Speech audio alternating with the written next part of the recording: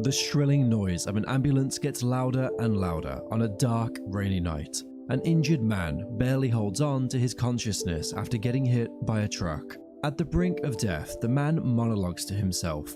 He reminisces about his unfulfilling life, stating that he has been a shut-in recluse for his entire life. Doctors desperately try to save his life, but the man starts to hear incomprehensible screams of an unknown man and woman. He opens his eyes and sees them before him. They look relieved and overjoyed to see him. Confused by their behavior, the man soon realizes that he is in the body of a newborn infant. He got reincarnated as the couple's newborn son. He estimates that his new parents, Paul and Zenith, are in their mid-20s, making them younger than him as he is 34 years old. They name him Rudeus, and after 6 months, he begins to comprehend their language. In addition to the parents, there's also the maid, Lilia. Rudeus exclaims that she is quite attractive. Lilia becomes uncomfortable by Rudeus's unnatural maturity, but can't bring herself to express her concerns. Rudeus looks outside the window and sees a beautiful countryside. He wonders if he is somewhere in Europe, but exclaims that it is way too rural. There is no electricity or gas, and worst of all, no computers.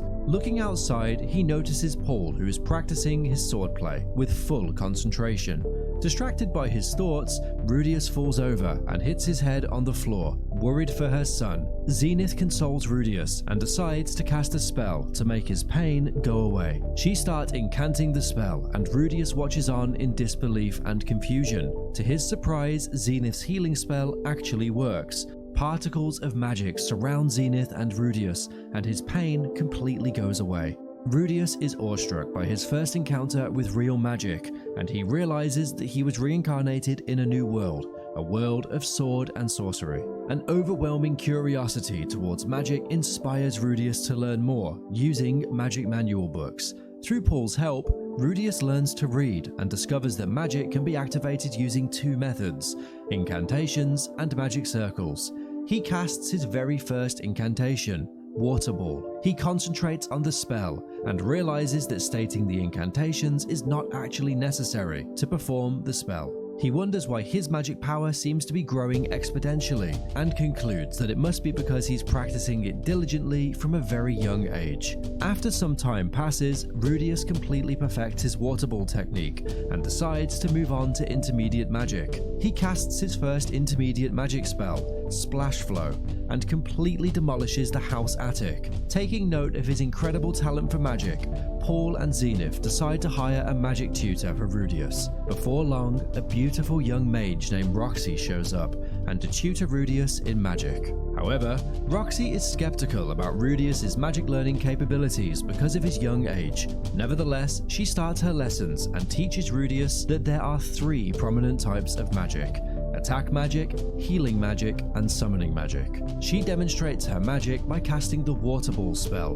which travels forward with remarkable speed and takes down Zenith's beloved tree in one fell swoop. Remorseful, Roxy decides to restore the tree using healing magic. Afterwards, she asks Rudeus to demonstrate the spell. Roxy learns that Rudeus actually skipped spell incantations and declares that he is really in need of training. The distracted teacher-student duo don't realize that Rudeus's water ball also hit Zenith's tree and destroyed it, until Zenith's screams start echoing throughout the village. Roxy fears that she made a grave mistake and is going to be fired, but a wholesome surprise awaits her inside the house where Paul and Zenith have thrown a welcome party for Roxy. The genuine happiness and compassion between everyone makes Rudeus hopeful about his new life, and he wonders if he can get a redo in life. At a solemn funeral, Rudeus is missing from his own parents' ceremony to stay shut in his room playing on his computer. This infuriates his relatives, leading them to kick him out from home. Alone on a rainy night, he spots 3 high schoolers standing on the crossroads, about to be hit by a truck. He sacrifices himself to save them, getting fatally wounded in the process. Presently in his new life, Rudeus struggles to forget his unpleasant past as he works on his magic. During her lessons on the history of magic, Roxy tells Rudeus about a deadly race of demons called Superherd, who are infamous for their cruelty because of the atrocities they committed in the Laplace War 5 centuries ago. She warns Rudeus to never go near anyone with emerald green hair and a red gem on their forehead. A year goes by, and Rudeus diligently practices his magic under Roxy's guidance every single day, and makes consistent progress, although his sword skills are still lacking because of his weak body. Using her magic, Roxy makes it rain to nourish the villagers' crops. Rudeus watches the villagers from his yard, but immediately gets painful flashbacks of the bullying he experienced in his past life at school. This bullying caused him to become a complete shut-in, and the simple act of leaving his house became anxiety-inducing and traumatic. Roxy advises Rudeus to continue his magic studies at the Renoa University of Magic, but his reluctance to socialize causes Rudeus to completely dismiss the idea. He exclaims that Roxy is the only master he will ever need, but she explains that he will eventually surpass her, so she can't be his master. Time flies by, and before long it is Rudeus's 5th birthday. The family, along with Roxy, celebrate extravagantly, and Rudeus receives many special gifts. His father gifts him a new sword, explaining that he must learn swordsmanship to protect his family. His mother gifts him a book, which makes Rudeus overjoyed. Finally, Roxy gifts him a magic wand, which has special magic amplification abilities. Rudeus thanks his master for the thoughtful present, but she gives him tragic news, explaining that now she has nothing more to teach him, and thus will hold his graduation exam tomorrow. The next day, Roxy states that they must go outside the village for the exam. Rudeus is completely distraught at the idea of leaving his house, due to trauma from his past life. Despite his rejection, Roxy drags him outside his house through the village, and Rudeus realizes that no one is going to make fun of him in a peaceful village. Before long, they reach an open field outside the village, and Roxy states that she is going to use sacred level water magic. She instructs him to observe her carefully, so he can perform the spell for his final exam. Without hesitation, she begins her incantation and summons a grand rainstorm. A fierce bolt of lightning descends from the sky and strikes their horse, wounding it severely. Roxy immediately uses her healing magic to restore the horse and instructs Rudeus to give his demonstrations, while she protects the horse with earth magic. Rudeus' spell is even grander than Roxy, and he passes his final exam with flying colors. Roxy congratulates Rudeus because he's now a sacred level water mage. Roxy immediately decides to leave, despite Paul and Zenith's insistence that she stay. She gives Rudeus a charm necklace and takes her leave. Rudeus chases after her outside his house to thank her for all she's done. She's not only imparted valuable knowledge to him, but she also healed his past trauma and gave him the courage to go outside. Rudeus asks his parents to play outside, and they are both shocked at his request. They allow him to go outside, and he takes his book and runs off. He cheerfully strolls through the village, greeting the residents. Thanks to Roxy, he can finally go outside without being afraid. Strolling along, he encounters some of the village kids, bullying someone and calling them a demon. Rudeus decides to step in and drives them off using his magic. He helps the bullied kid stand up and realizes that he is quite the fair-looking young boy.